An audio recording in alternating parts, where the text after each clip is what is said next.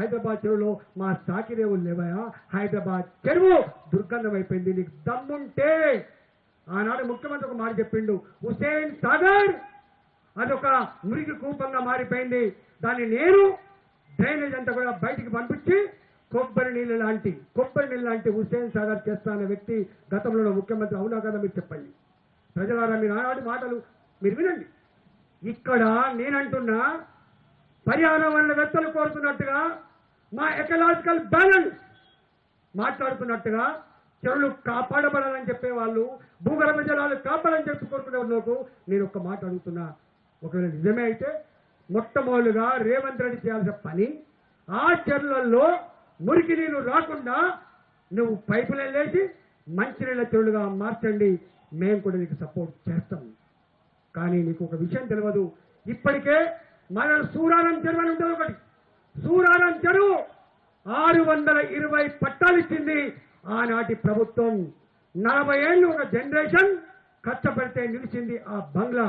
దానికి ఇచ్చింది ఈ ప్రభుత్వం నోటీస్ ఇచ్చింది.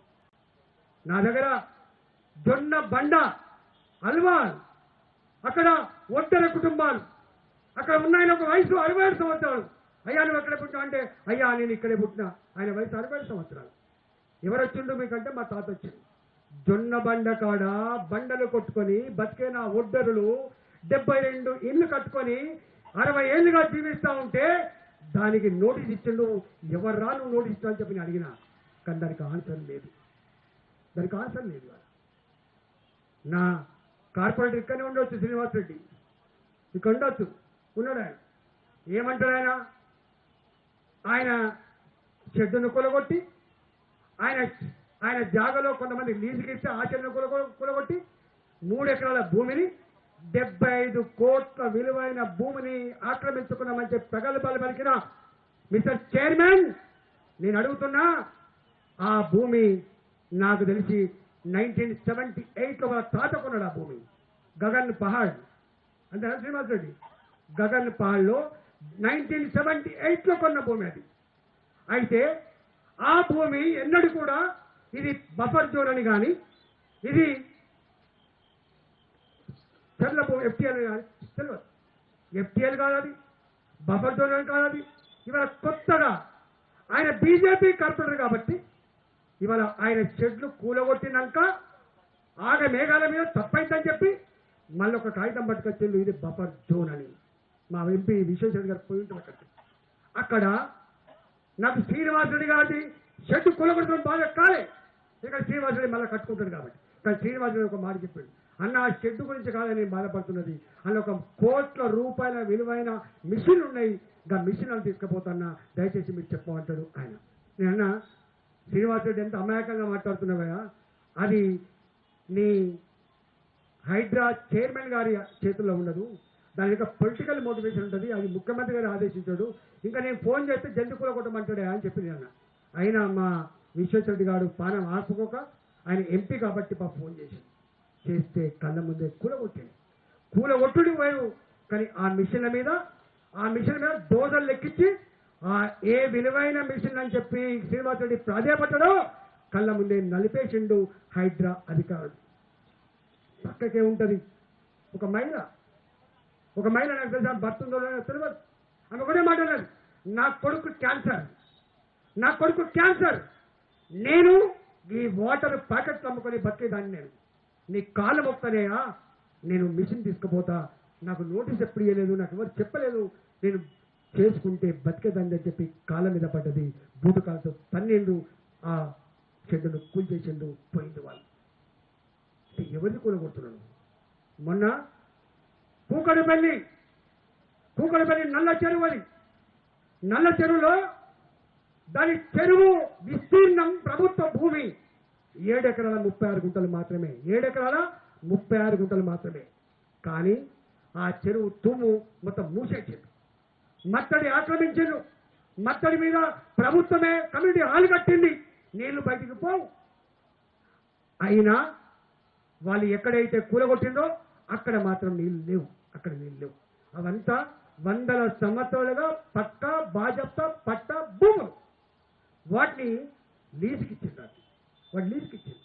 లీజుకి ఇస్తే చిన్న చిన్న వాళ్ళు పాపం క్యాటరింగ్ చేసుకునే వాళ్ళు ఫ్లెక్సీ మిషన్లు పెట్టుకుంటాడు, అక్కడ 10,000 అడుకుంటాడు, చిన్న చిన్న బిజినెస్ చేసుకుంటాడు పంపించి వాళ్ళు ఒకటే ఒక మాట అన్నారు, అయ్యా మీరు వచ్చి మాకు ఓనర్ చెప్పలేదు, మీరు చెప్పకపోతే మరి మాది చేసుకుంటే బతికే కుటుంబాలు 40 ఏళ్ళుగా కష్టపడితే ఇక్కడ దాకా వచ్చిన వాళ్ళం మేము.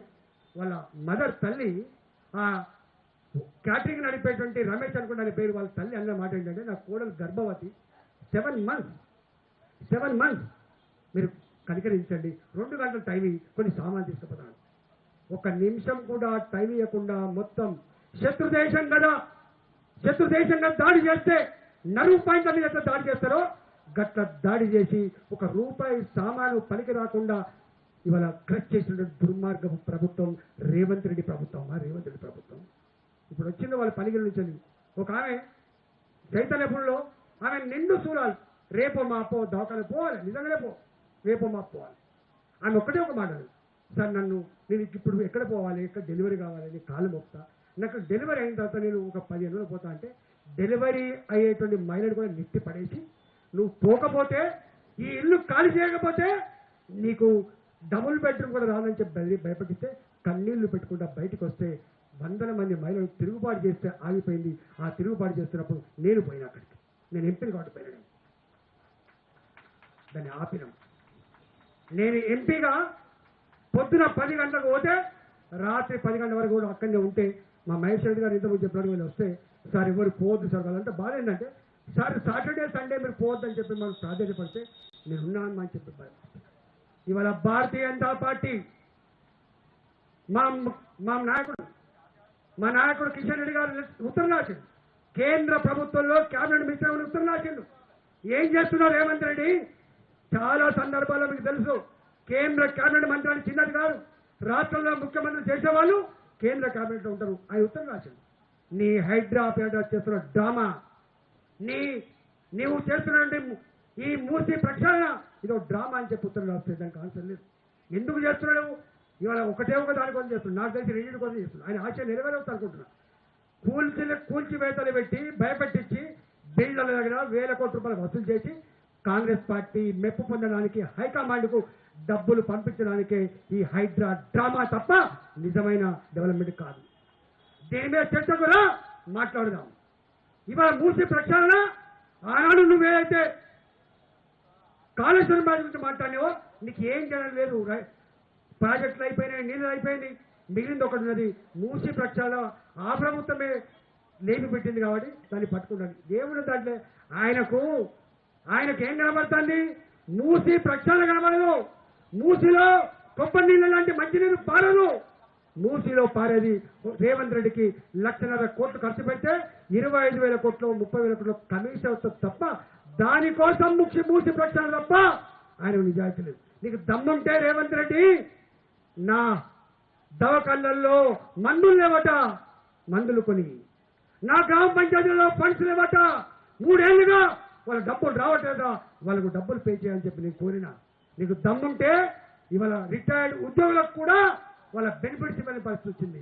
నీకు దమ్ముంటే మా రైతు రుణమాఫీ చేయి, నీకు దమ్ముంటే మా రైతు బంద్ ఇవ్వు, నీకు దమ్ముంటే మా మహిళలకు ఇచ్చిన 2,500 రూపాయల నెల బుద్ధి ఇవ్వు, నీకు దమ్ముంటే మా ఆడపిల్లలకు తులం బంగారం పెళ్లిళ్ళలో, నీకు దమ్ముంటే మా ఆటో డ్రైవర్లకి నెలకు 1,000 రూపాయల చొప్పున వాళ్ళకి బుద్ధి ఇవ్వు, నీకు దమ్ముంటే 6 గ్యారంటీలు 66 హామీలు 420 రకాల పల్లె వైద్యుగా గవి చేసి శబాష్ అనిపించుకోవాలి.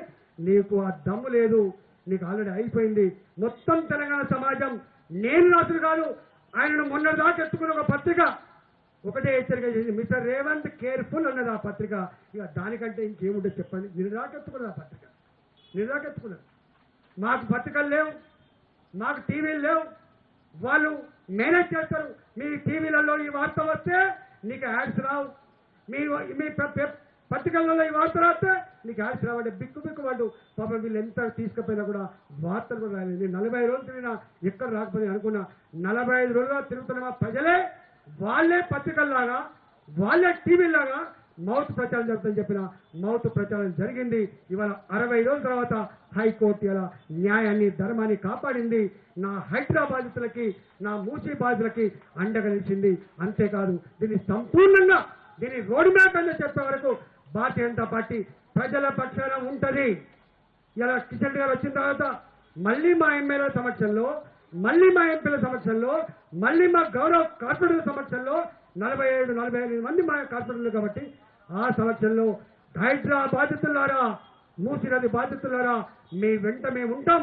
మీ కాలుకు మెలుగుతే పన్నుతో పీకే కల్చర్ భారతీయ జనతా పార్టీ ఉందని చెప్పి మేము మాటిస్తూ రేవంత్ రెడ్డి చాచివేత కాకుండా నీకు దమ్ముంటే నీ హామీల మీద నీ రోడ్ మ్యాప్ ప్రకటించమని చెప్పి డిమాండ్ చేస్తూ, ఒకవేళ నువ్వు కనుక చేయకపోతే నీ వెంట పడతామని చెప్పి తెలియజేస్తూ హెచ్చరిక సెలవు తీసుకున్న భారత్ మాతాకి, భారత్ మాతాకి.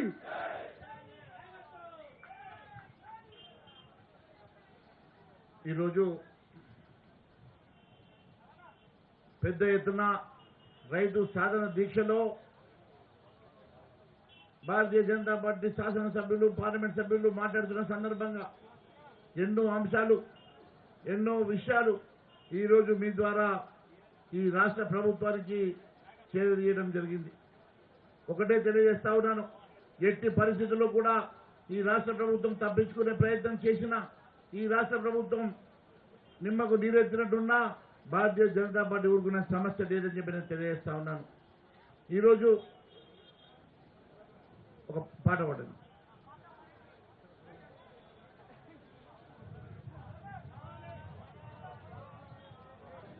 భారత్ మాతాకి జై. చేతులున్న వాళ్ళందరూ రెండు చేతులు ఎత్తి గట్టిగా అంటే, ఇప్పుడు మన రాజన్న ఎట్లా అయితే గర్జించిండో మనమందరం కూడా రెండు చేతులు ఎత్తి గర్జిస్తే రేవంత్ రెడ్డి కినపడాలి. అవునా కదా?